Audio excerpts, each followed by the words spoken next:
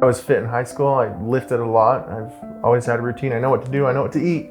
But there's that accountability that's, oh, I'll do it later. I'll do it later. I'll do it later.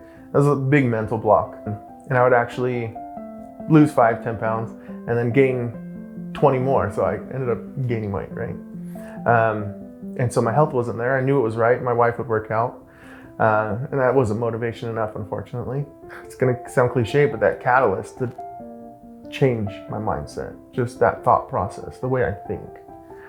So I just implemented all the tools I had, but it was more of getting value out of life, more of my family time was really what I was looking for. And the turning point was realizing how unhealthy I was and how unhealthy my mindset was, not just my body. When I heard about the blood draw, I knew that was a good selling point for me. Be able to really dive into my body, my my anatomy, right, and figure out what's wrong. So I was stoked. I was ready to learn how I could change and ready to implement some important things in life, have Braden help me out. And I was kind of interested, not skeptical, but I wanted to see what he could really do. I wasn't 100% sold, but I was excited about the process, right?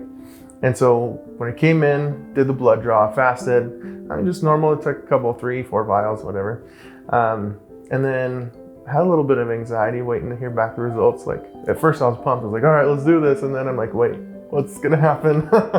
And so I get back and Brain's like, dude, we got some numbers to go over. So I actually have a blood disorder, hemochromatosis. So my ferritin levels were super high. And then I came in, they were actually pretty low. And so that was shocking. And so we worked on that a little bit. But then we went over some bad numbers, like heart failure and heart disease, a lot of risk of heart problems, brain problems, internal guts, like everything. And it was kind of a shocker to realize how unhealthy I was. I mean, I knew I was unhealthy, like that vague, like, yeah, I'm unhealthy, right? But then in that process, he said, don't worry, we'll get through it. These numbers are gonna go up. I'll have you good and clean in no time. So I was like, okay, whatever. Like, I trust you. You're the doc. Let's do this. And that's when he gave me a first round of supplements. So I did supplements twice a day for me specifically, and foods. It was super plain, super clear. Like, it wasn't this huge manual that I had to read. We sat down with a nutritionist and she said, okay, this is what you do eat. This is what you don't eat. We'll phase things in as you go. Just stick to that. And it wasn't super complicated. I didn't have to track things or weigh things. It was just certain food types I had to eat more of or less of, or just non-existent to phase in. Yeah, so as far as the differences between before and after, it's the biggest thing that stood out to my wife and I is just my ability to just kind of decide and do it, make the decision, right?